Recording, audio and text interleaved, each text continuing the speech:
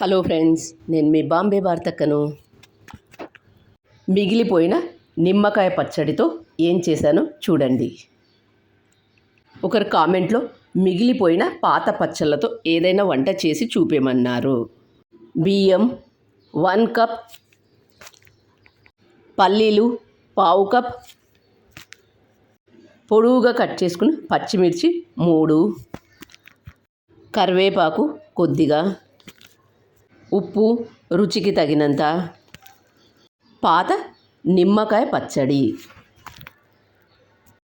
1 cup బియ్యం తీసుకొని శుభ్రంగా వాష్ చేసుకోవాలి.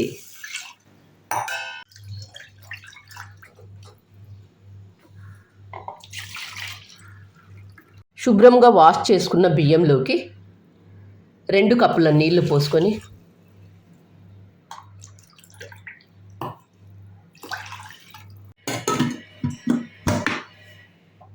గ్యాస్ ఆన్ చేసుకొని కుక్కర్ పెట్టుకోవాలి. కుక్కర్కు 2 విజిల్స్ వచ్చిన తర్వాత గ్యాస్ ఆఫ్ చేసుకోవాలి. కుక్కర్కున్న ఆవిరంతా పోయిన తర్వాత మూత తీసి అన్నాన్ని ఒక ప్లేట్లోకి తీసుకుందాం. అన్నం చల్లగా అయిన తర్వాత మాత్రమే ఉప్పు వేసి కలుపుకోవాలి. అన్నం వేడిగా ఉన్నప్పుడు ఉప్పు వేసి కలిపితే చేదవుతుంది. గ్యాస్ ఆన్ చేసుకొని ఒక బాండీ పెట్టి ఆయిల్ వేసుకొని ఆయిల్ వేడైన తర్వాత తాలింపు గింజలు, పల్లీలు వేగిన తర్వాత పచ్చిమిర్చి, కరివేపాకు అన్నీ బాగా వేగిన తర్వాత పసుపు వేసుకొని ఒకసారి అంతా బాగా కలుపుకొని గ్యాస్ ఆఫ్ చేసుకోవాలి. ముందుగా మనం తయారు చేసుకున్న ఈ పోపును అన్నంలో వేసి కలుపుకోవాలి. పాత నిమ్మకాయ పచ్చడిని 2 టేబుల్ స్పూన్లు తీసుకొని అన్నంలో వేసి కలుపుకోవాలి. నిమ్మకాయ పచ్చడి చేయాలంటే చాలా పని కదా.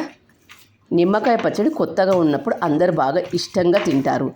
నిమ్మకాయ పచ్చడి పాతగా అయిన తర్వాత ఎవ్వరూ తినరు. కాబట్టి పాత నిమ్మకాయ పచ్చడితో ఇలా చేసుకొని తింటే ఎంతో బాగుంటుంది.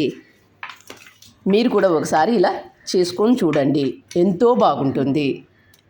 కామెంట్స్లో సుజాత గారు, అక్క పాత పచ్చళ్ళతో ఏమైనా చెయ్యొచ్చా అని అడిగారు.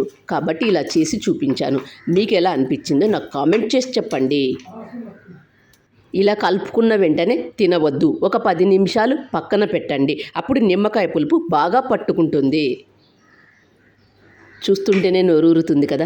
ఇంకెందుకు ఆలస్యం, మీరు కూడా తప్పక ట్రై చేయండి.